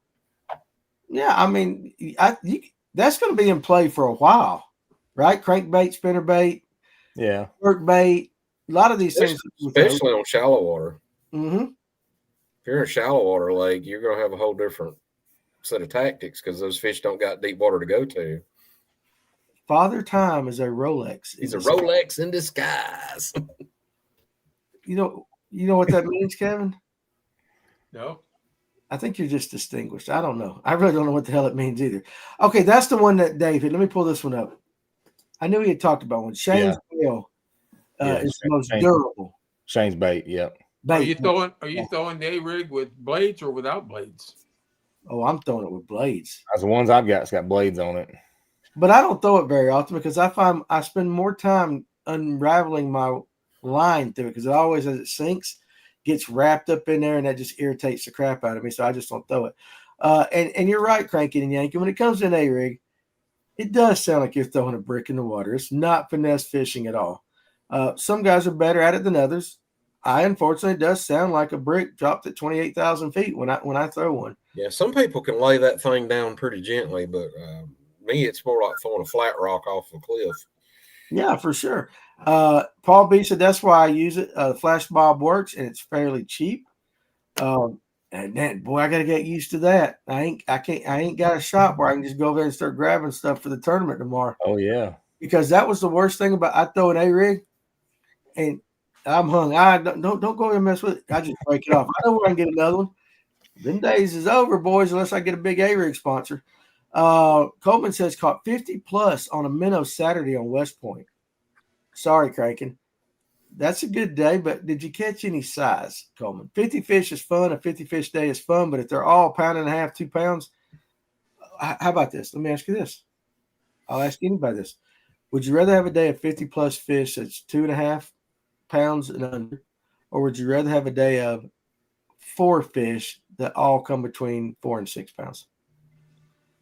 Which day would you rather have? I'd take the 4 fish. Okay, fair enough. What about you, Tim? I'd go with a number. Depends if I was in a tournament or if I was just out having fun. Yeah, if just fun fishing. Just fun fishing. I'd rather just catch all day long. 50. Okay, but I can see somebody like Big Bait John, who fishes for weeks after that 1 8-pounder. You know what I'm saying? Like the big glide bait guys, they don't want numbers. They want that. I don't know. I mean, that 4 fish, if it's if you got between 4 and 6 pounds, that's a different high you get, I think. It just depends on what you're looking for, I guess. But man, having a day like that would be, that's one of those good days. Oh yeah. So Aaron, I do 1 fish every 2 hours. Yeah. I do have a story about a guy. He had an A-rig, he had it tied on, he had all the rigs on and everything like that. And he had it tied, and his, after he got his knot, he was getting ready to go clip off the excess line.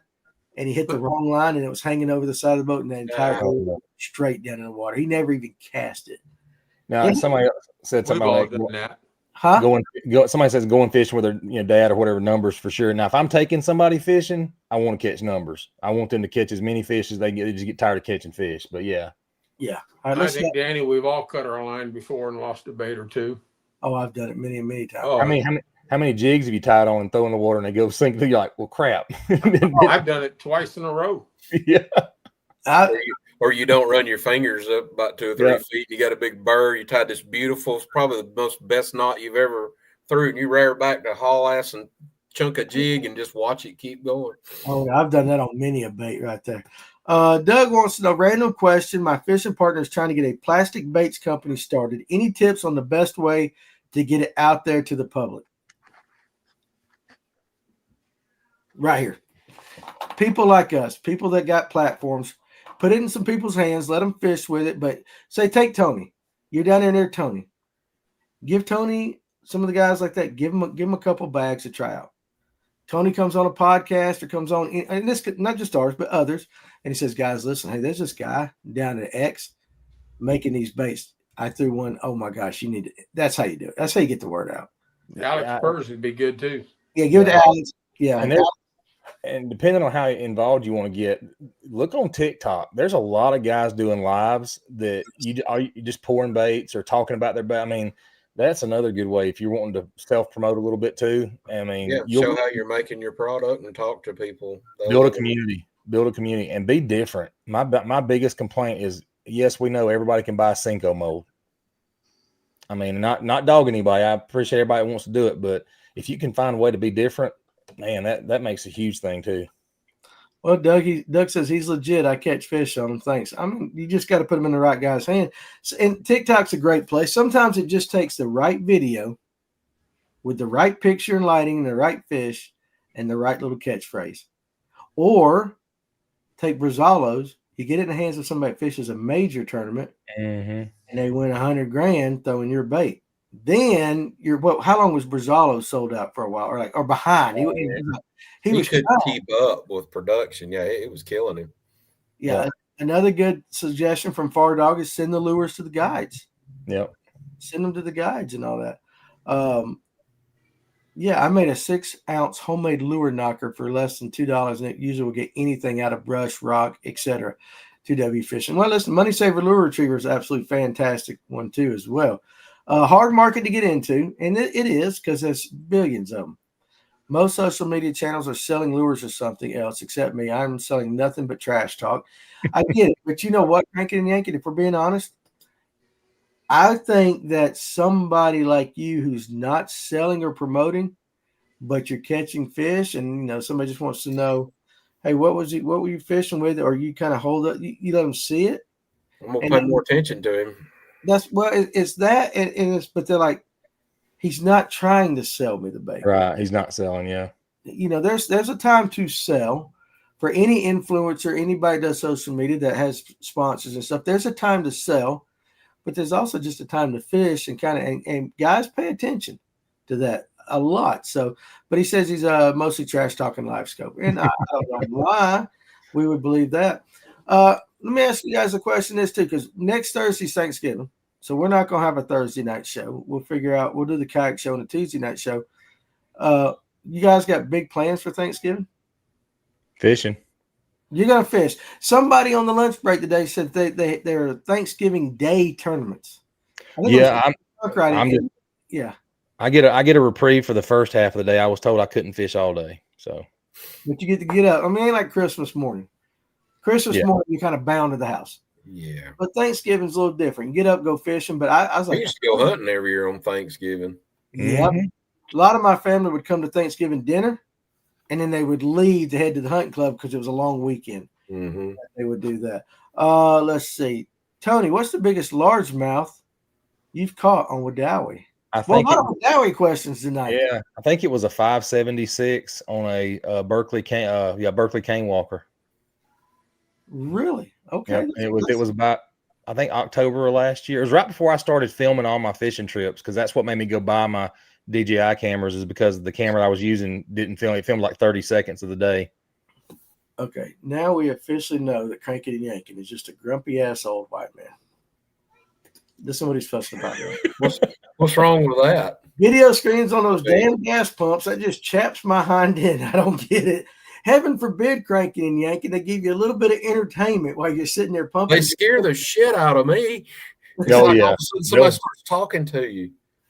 Oh, Lord. He has reached that, grumpy old man. We need to do a movie, like a remake. Cranking and yanking can be one of the guys. I mean, they fished in that movie too. There were sometimes I'd be filling up my issued vehicle in uniform, and all of a sudden I didn't pay attention to that screen. I'm punching numbers, looking around, going to fill up, and all of a sudden the damn screen starts talking, and I'm like, "Who the hell's talking to me?" I get it. It's the commercial. Hey, would you like to purchase this? Or, hey, don't forget your cold drink inside. Well, I don't mind those. It's the one that plays the music, because that's when I become the grumpy old white man, because I don't relate to today's music and all that. Doc Holliday, who is another guy up in years a little bit, very mature man. I'll say, I hate those screens too. He says, you're a captured audience. You're forced to listen to it. That's why you can't get away. You got to listen to it. Yeah, you're stuck pumping your fuel. Listen to it. And 2W Fishing, don't worry. Ask all the Wadawi questions you want. We're not like that. We'll tease you a little bit, but we're not like that. You always ask it. Tony Hall wants to know south end, middle, or north end of Lanier fishing better. I ain't got a lot of reports from the north.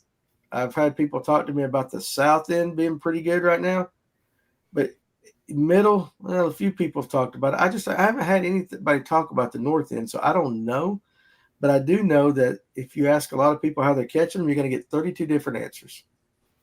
Fair enough. I mean, just none of those people would pass a polygraph, right? Because they're lying to you. Aaron's is having ribeyes and ham for Thanksgiving. Yeah, that was it, like that. So now, okay, it's cranking and yanking night out here. I should have worn my cranking and yanking T-shirt. I feel the same way about TV sets in restaurants. How in the hell do they know what I want to watch? Cranking and yanking. Yeah, unless it's a sports bar that's got some stuff that's playing that you might be interested while you're enjoying some wings and a beer. No. Do you listen? Do you go into a Chinese restaurant and get mad because they're playing Chinese music?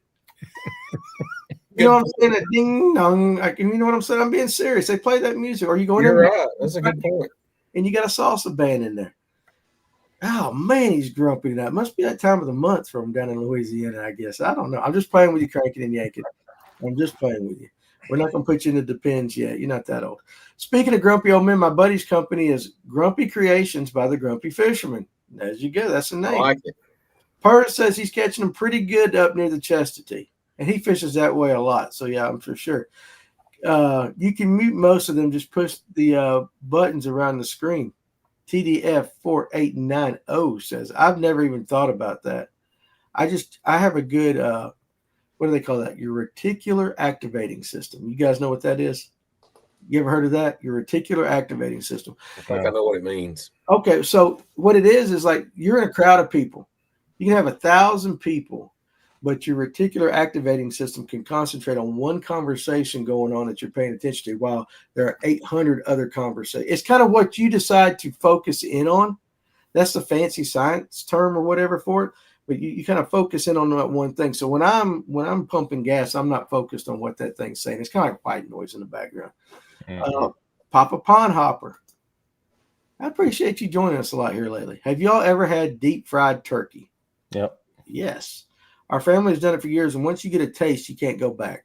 Yeah, as long as you don't drop a frozen one in there, and then you're going to meet your firefighter and EMS friends. Yep. Boy, that thing, I mean, them things will blow, won't they?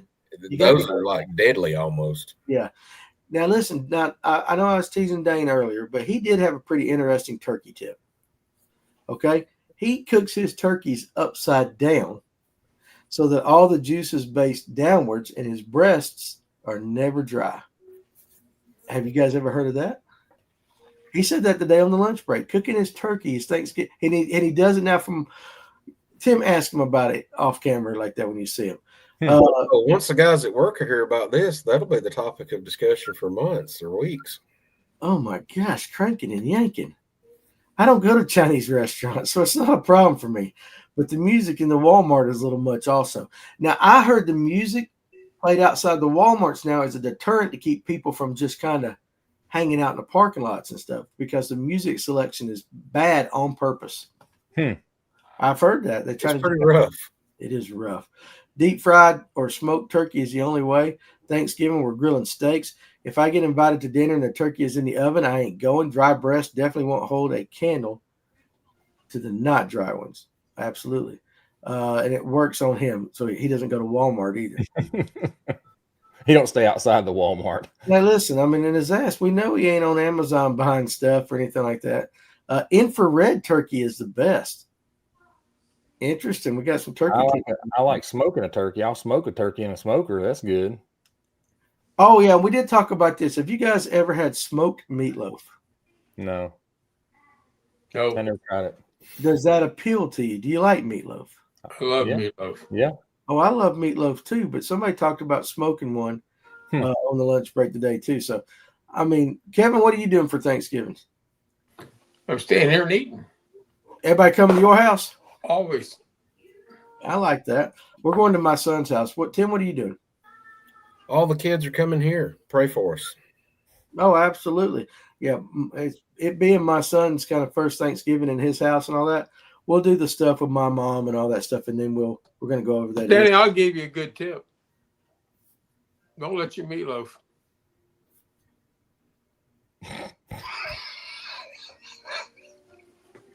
Got to keep it moving. That's solid advice right there. Yeah. From a wise man. He's been vapor locked himself. He vapor locked him damn self this time. Look, he's as red as Tony's shirt. He's purple. Breathe. Kevin, I'm not there to give you mouth to mouth. We can't save him. I'm good.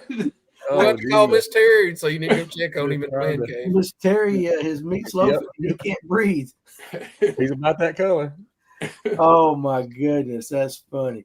Let's see. I've had smoked meatloaf or barbecue instead of ketchup. Pretty good, but not something you want to eat a lot. James Ramsey, there you go. Ham for me, cranking and yanking.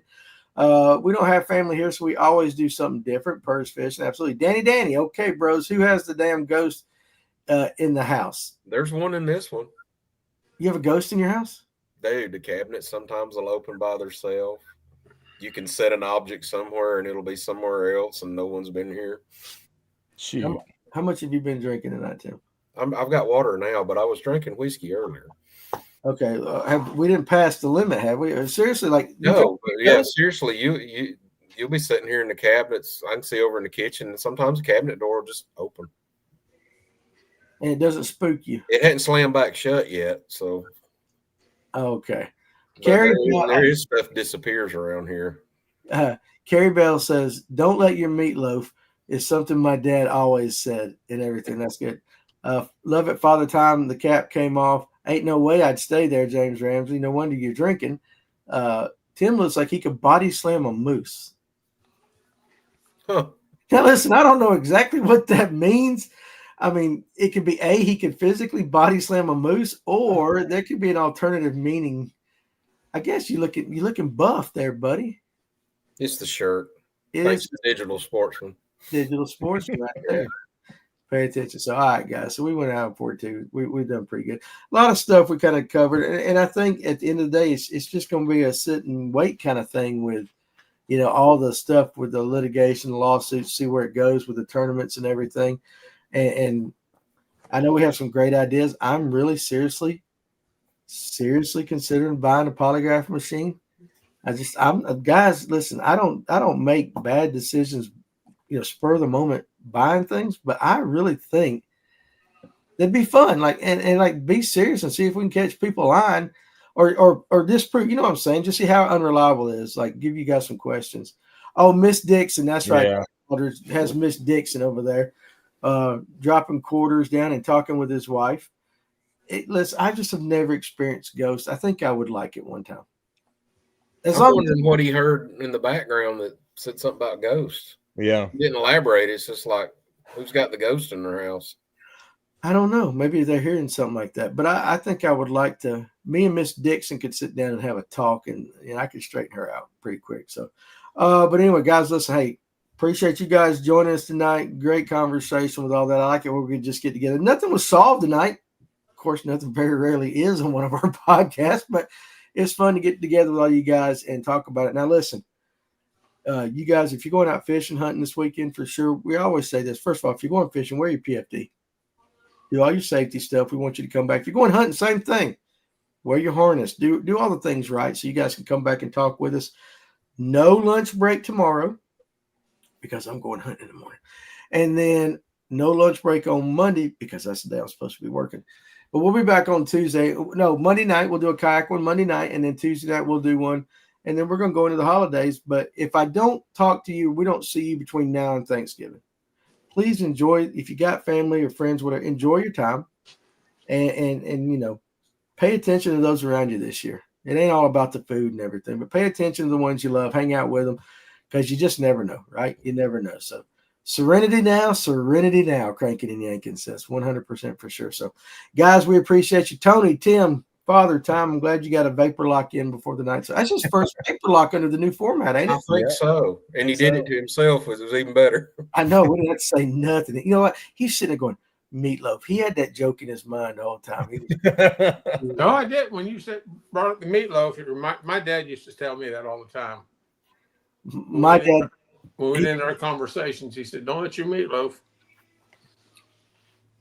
Hey, listen, it was my dad said, "Hey, go cut the grass."